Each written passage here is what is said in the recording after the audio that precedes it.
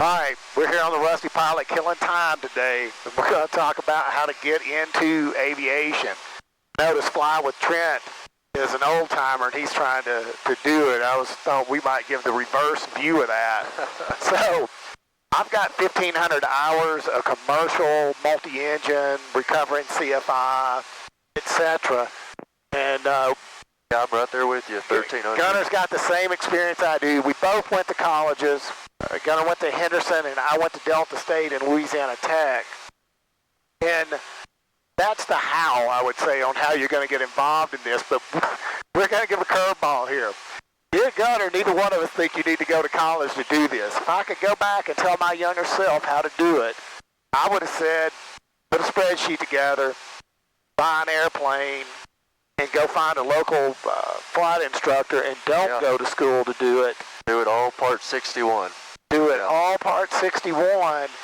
And if you're at a decent-sized town, you're going to be able to beg, borrow, and steal twin time pretty quick, I would say, you know, and build time. Like, right.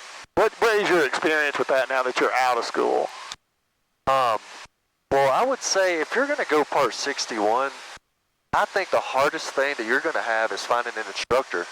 But, you know, going Part 61, if you're really motivated to get into flying, you kind of need to take everything upon yourself either way. I mean, you need a good instructor, but you need to take all the studying serious and show up to your lessons serious, because more than likely your instructor, he's building hours.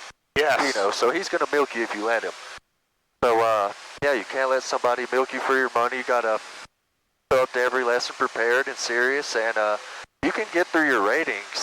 I would say you can do it in less than 12 months. I mean, definitely from 0 to CFII.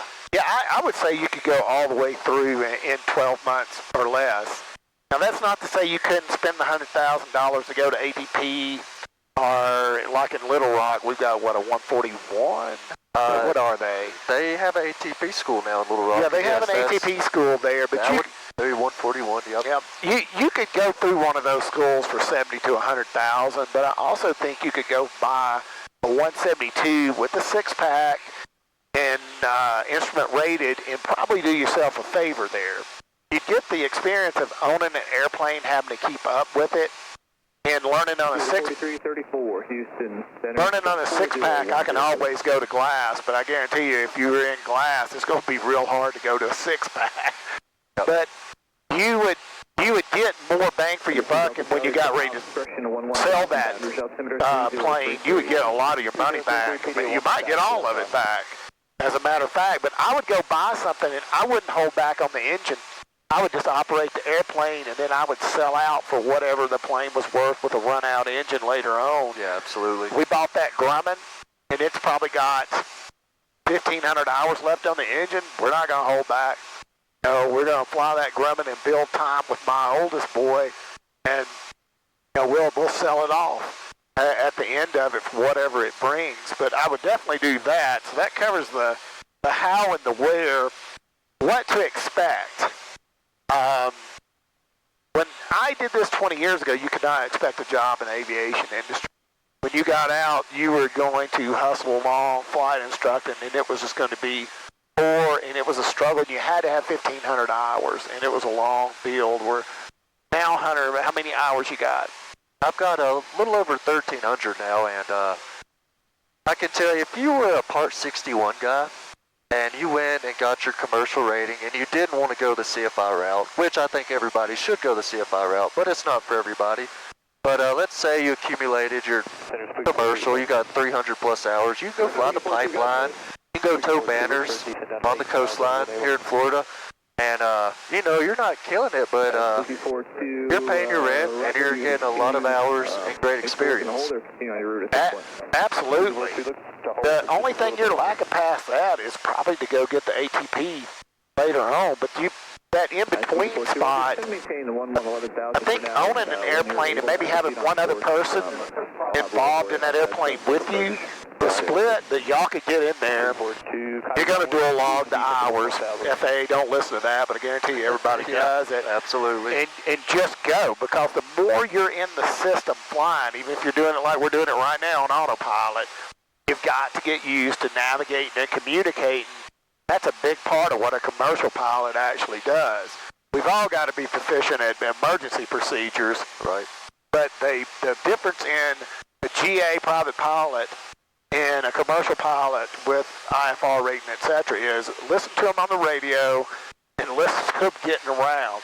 You watch my channel enough, you see I'm very much lost on a bigger airport at this point because I just haven't been in the system enough. And buying that airplane, I think you'd be in the system and go in and out of controlled airspace every day that you could get out there. Delta 538, Houston, Roger. What to expect job-wise, I guess, is what we need to close on.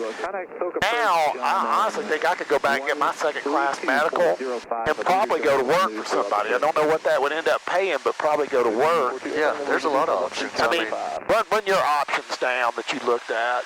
Well, of course, as a really low-time pilot, you're going to be a CFI, towing banners, running the pipeline, something like that. But once you hit that 1,200-hour mark and you qualify to work for a Part 135 operator, well, then you're doing something like I'm doing. You know, I'm flying medevac, flying a Kodiak. It's single engine, but it's all turbine time. So I'm salaried. I'm at 1,300 hours, a salaried pilot, and you know, I could work and get that 1,500 hours and go off to a regional airline if I wanted to. Or I could get that 500 hours of turbine time, like I'm probably going to do, and I'll go off to a major. I'll skip the regionals. Yeah, it's all about putting yourself somewhere where you can build time, though. We're both from rural settings, and if you were living in Crossing and I was living in Magnolia, we'd never accumulate enough time. You're going to have to move to a busier airport. Now, we're both out of Hot Springs. It's busy. Yep. But you might have to go to Little Rock. I mean, I would say you're really looking for a Class C airspace to live in. Yep. Would probably provide enough cannot ride with your time. Because you're going to have to beg, borrow, and steal some twin time to get enough to even be insurable. Yeah, that is the only deal with aviation. You have to be willing to make that hour drive or just move somewhere that's busy enough to stay flying. Because you need to be flying 5, 6, 8 hours a day when you're really grinding for all those ratings. Absolutely. And that goes back to you better buy yourself an airplane. Yeah. You could do it. All right, we're going to close it out right there. Hit us up in the comments.